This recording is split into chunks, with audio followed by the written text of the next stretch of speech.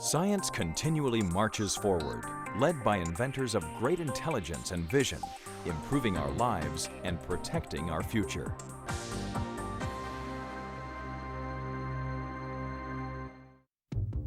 Technology finally decided to give the horses a break. Some of the best inventors have vastly improved the way we get from point A to point Z.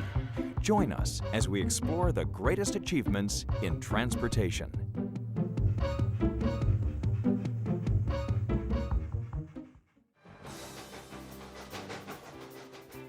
The train was the greatest transportation of its day, providing service to commuters and travelers in a spectacular fashion. The steam locomotive was born out of England's dark and dusty mines. The hand or horse-drawn carts made for slow and back-breaking work. A simpler, quicker method for hauling goods and people was in order. An engineer from Cornwall, England, delivered. Richard Trevithick had seen and read about Watt's steam engine and started to develop his own engine small enough for practical applications. In 1801, Trevithick put one of his engines aboard a carriage and successfully drove it uphill. It was a glimpse of the glory to come. Just 3 short years later, he gave the world its first steam railway locomotive. The groundwork for the railroad era was laid. Trevithick's work is still celebrated, especially in England, and even today, replicas are built and paraded for all to marvel at. As Trevithick's advancements crossed the Atlantic, a young America adopted the locomotive and began to build upon them. American mechanical engineer Peter Cooper built a lighter weight but still powerful locomotive called the Tom Thumb, which pulled several people at 10 miles an hour. But all were not pleased with this new innovation. Steamboat and stagecoach companies stood to lose a lot of money from their thriving business. A stagecoachman challenged the Tom Thumb to a race. The Tom Thumb steadily outdistanced the coach, but its engine died before crossing the finish line. The stagecoach may have won the race, but Peter Cooper's Tom Thumb won the hearts of all present, and steam locomotives were here to stay. Widespread railroad mania took hold as construction of tracks blossomed. The settling of open land proliferated in the US, Canada, and England as a result. In America, the push west was strongly influenced in 1849 by the world's most precious metal, gold. A quick route seemed crucial, not just for gold seekers, but for the government as well. Trains running across the country could quickly transport the gold back east. On July 1, 1862, President Lincoln signed the Pacific Railroad Act, setting into action the construction of the country's first transcontinental railroad. Finally, after 6 long and arduous years, on May 19, 1869, in Promontory Point, Utah, the last spike was hammered into place to join the 2 railroads into one. By 1930, railroads had become the most popular form of transportation for both people and goods, but the steam engine of the train was soon to be replaced. At the end of the 19th century, Rudolf Diesel reinvented the locomotive by using his diesel-electric engine to power a train. By 1925, the world became convinced that diesel was a far more efficient and faster train than steam locomotives, and diesels started popping up everywhere. Even with these new innovations, however, ridership was dropping off due to the growing automobile industry. Something spectacular was needed to revive the marvel of the train, so attention turned to luxury, style, and speed with the great streamliners. Today, the train is still a common sight and a popular mode of transportation. The car may give us more convenience, and the plane has taken us off the ground, but the train will forever remain a part of our history. From Trevithick's great steam engine to the subways of today, the train continues to invite us all aboard.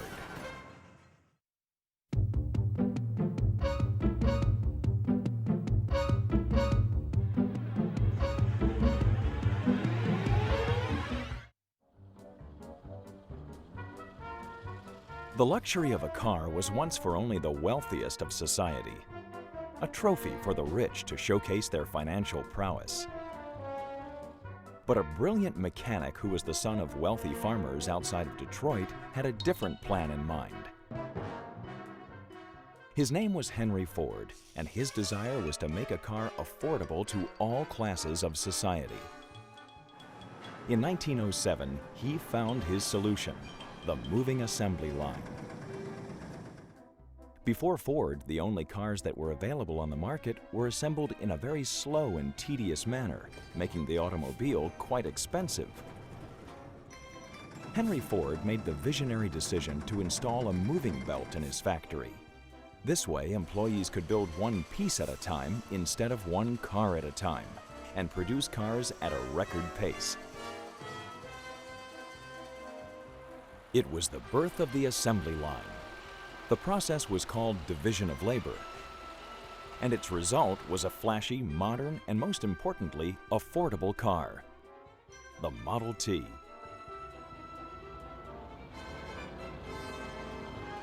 The more developed his assembly line became, the cheaper it was to manufacture the cars.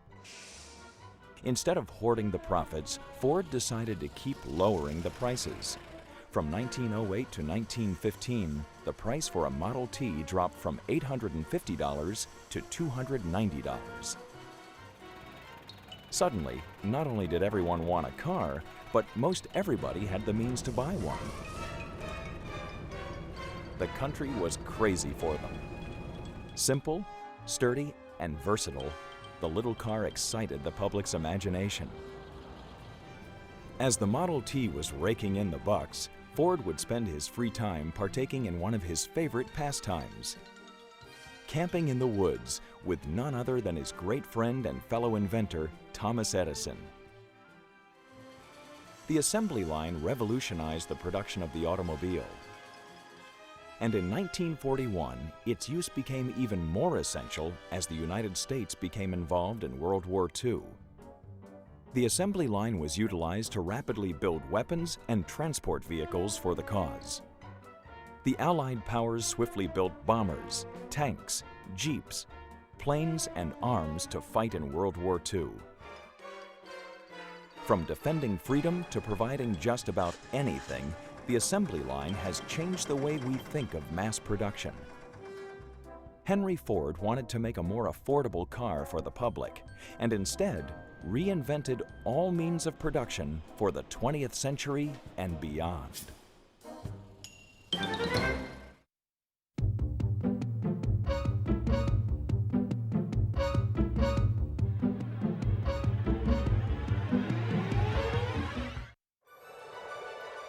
Sometimes an obsession pays off.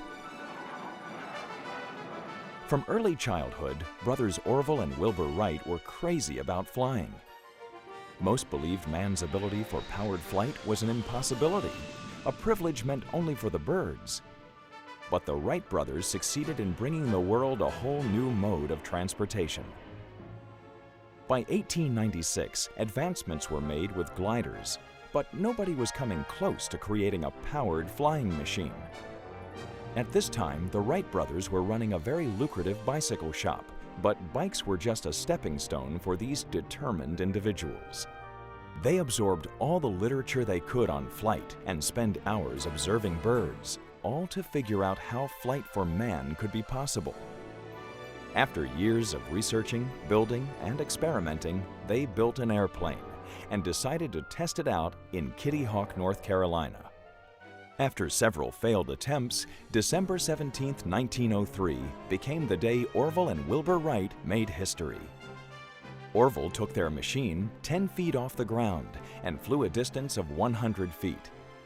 That may seem minuscule by today's standards, but such a feat had never before been accomplished. Amazingly, the world took little notice of their achievement. It wasn't until 1908, as Wilbur was touring Europe with his flying machine, that the brothers were finally recognized for their groundbreaking invention. Rapidly, the progression of the airplane and its abilities advanced. As the First World War broke out, airplanes were still young, but developed a great importance to warfare. It wasn't long before the airplanes were armed and engaging in dogfights. In 1927, Charles Lindbergh made the first solo flight across the Atlantic in his now famous The Spirit of St. Louis. 1936 witnessed the first airliner capable of transporting passengers in the DC-3. The airplane proved to be an invaluable device in World War II, which brought about an even more rapid progress in aircraft development and performance. One of the most famous pilots of that era is Air Force Captain Charles E. Yeager, who broke the sound barrier. He was the first man to travel faster than the speed of sound.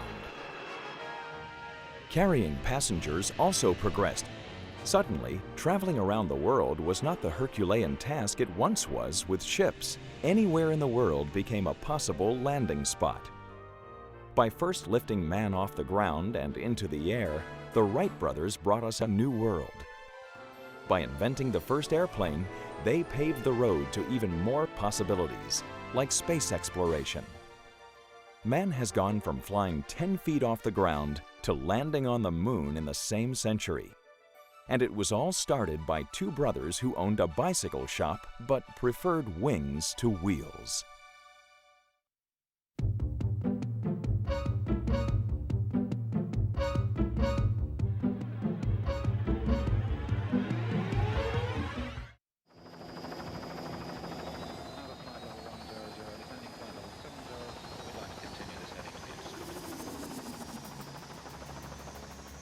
The helicopter was first conceived by Renaissance legend Leonardo da Vinci in the 1400s. But the world would have to wait a few centuries to see a functioning helicopter make its debut with a little help from a Russian immigrant, Igor I. Sikorsky. Born in Kiev, Russia in 1889, Sikorsky was interested in aviation from a very early age. He wanted to invent a helicopter when he was only 20 years old, but instead, he concentrated on creating new planes.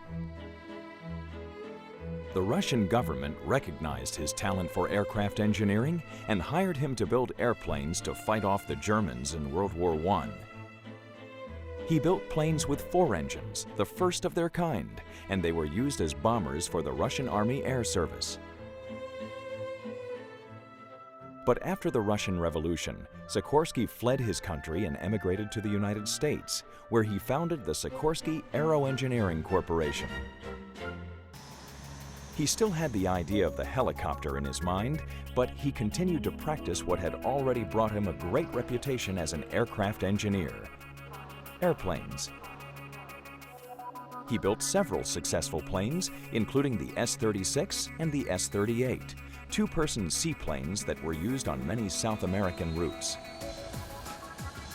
Finally, in the late 1930s, Sikorsky revisited his previous ambition and began to construct the first working helicopter, the VS-300. On September 14, 1939, the VS-300 left the ground for the first time. The functional helicopter was born, and Sikorsky never looked back. He continued to improve on his flying machine, and it became so useful that the U.S. Army Air Corps contracted Sikorsky to build an experimental larger model called the XR-4. Sikorsky built, refined, and retuned, changing the configurations of the aircraft several times, and by May of 1942, the Army got its desired XR-4. More than 400 Sikorsky helicopters were produced for the U.S. Army by the end of World War II. The helicopter became a standard mode of transport in warfare. Although the helicopter is sometimes used for attacks, this machine's great value is its ability to rescue and remove people from danger. Countless troops in the Korea conflict and the Vietnam War were saved by the helicopter, a machine able to take off and land almost anywhere.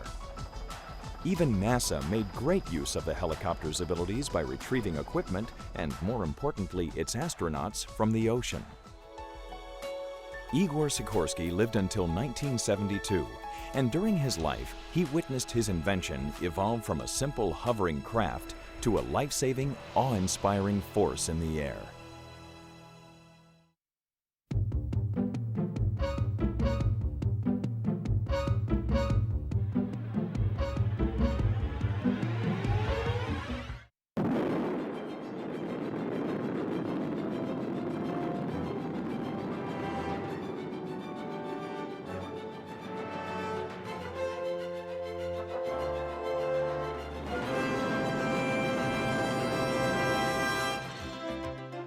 The Wright brothers and their plane may have lifted us off the ground, but it was Robert Goddard who boosted us into space. His invention, the modern rocket.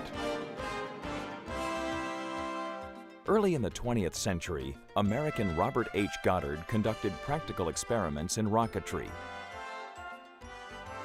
He had become interested in finding a way to achieve higher altitudes than anyone had ever reached. He had studied physics at Worcester Polytechnic Institute and later at Clark University, both in Massachusetts. Goddard's early experiments at Clark University were largely unsuccessful. But in 1915, Goddard switched from solid fuel to liquid fuel. Others had scoffed at his experiments, but Goddard remained determined. Overcoming public scrutiny and many failed attempts, Goddard traveled to Auburn, Massachusetts, where he had his first successful launch. The first of many. Although the flight only lasted 2.5 seconds, Goddard's rocket became the forerunner to a whole new era in rocket flight. Goddard continued his work in Roswell, New Mexico, perpetually improving his rockets. In 1945, Robert Goddard died of throat cancer, but his rockets lived on, continuing to grow bigger and fly higher. The United States and the USSR both took a very aggressive interest in the new science. On October 4, 1957, the world was shocked to hear that the Soviet Union had launched a rocket, the first artificial satellite into space, called Sputnik 1. A few months later, the United States answered back with a rocket of their own, the Explorer 1, that was launched on January 31, 1958. In October of that year, the United States formally organized NASA, National Aeronautics and Space Administration, with goals of peaceful exploration of space. Robert Goddard's groundbreaking work in rocketry led to what may be NASA's proudest moment. On July 20, 1969, Commander Neil Armstrong, pilot Michael Collins, and pilot Edwin Buzz Aldrin took the Apollo 11 rocket to the moon's surface. It's one small step for man, one giant leap for mankind. Space exploration and travel have greatly expanded our knowledge of the universe. The rocket has come a long way in less than a century. From a young man's dream to a nation's pride, the rocket has given us a new frontier.